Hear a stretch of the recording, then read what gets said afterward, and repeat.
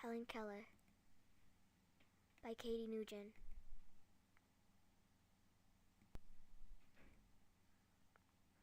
Childhood. Did you know that Helen Keller's first mother died? Helen Keller was born on June 27, 1880 in Tuscumbia, Alabama. Her father, Arthur Keller, had fought in the Civil War for the South.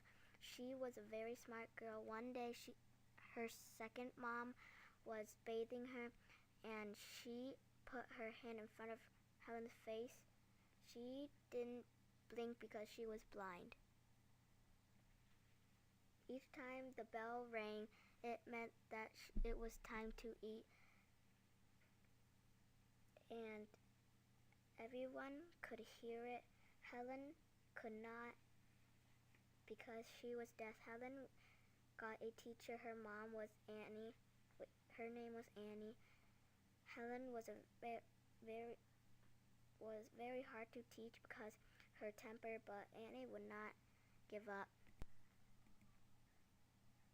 Adulthood.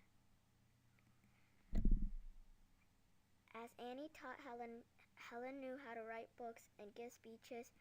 When she gave speeches, her voice was not clear, but people did not care. She published her first books called The Story of My Life. The first speech Helen gave was in Montclair, New Jersey, when Annie and Helen returned to Wrexham. Annie's eyesight was failing.